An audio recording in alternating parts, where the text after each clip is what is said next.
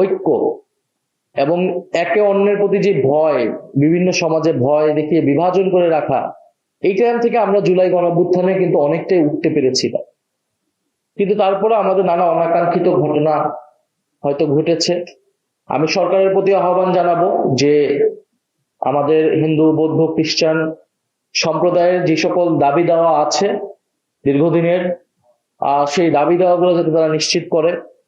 এবং বিগত সময়গুলোতে আমরা দেখেছি ম্যাক্সিমাম সমস্যাটা হয় সম্পত্তি নিয়ে, জমি নিয়ে।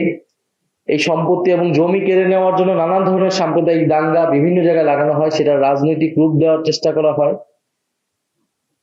ফলে সেই বিচারহীনতার একটা সংস্কৃতি বাংলাদেশে রয়ে গিয়েছে, কারণ কোনো ঘটনারই কখনো বিচার হয়নি।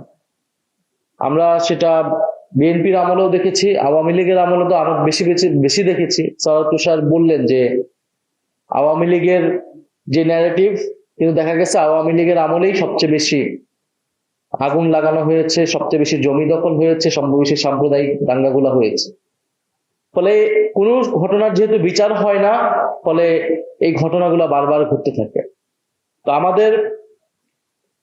আমার মনে পড়ে জুলাই গণ অভ্যুত্থানের পরে প্রথম যে দুর্গাপূজা হয়, আমরা সবাই মিলে যাতে কোনো ধরনের আতঙ্ক তৈরি না হয়, কোনো ধরনের ভয় ভীতি তৈরি না হয়, সেটা আমরা চেষ্টা করেছিলাম। তো এই যে বিভিন্ন জায়গায় পূজা আসলেই মন্দির ভাঙা, বা বিভিন্ন কমিউনিটির, আমাদের এই যে বৌদ্ধ ভিক্ষু বললেন যে ওনাদের কক্সবাজারে যে হামলা হয়েছে, তো এই বিষয়গুলো সরকারকে সবচেয়ে বেশি তৎপরতার সহিত দেখা উচিত।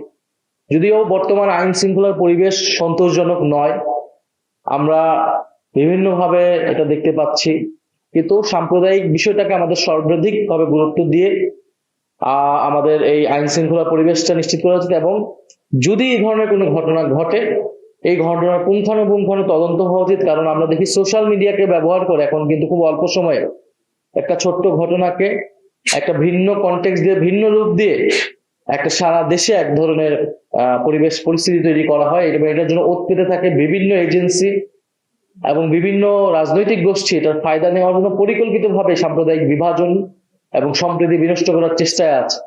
কারণ বাংলাদেশকে তারা দেখাতে চায় যে এখানে সাম্প্রদায়িক সম্প্রীতি নেই, এটা দেখালে বিভিন্ন রাজনৈতিক গোষ্ঠীর লাভ হবে। আমাদের কাজ হচ্ছে ঐক্যবদ্ধভাবে সেই ষড়যন্ত্রকে প্রতিহত করা, এবং জুলাই গণ অভ্যুত্থান সত্যিকার অর্থেই আমরা যেটা বলি দায় ও দরদের সমাজ।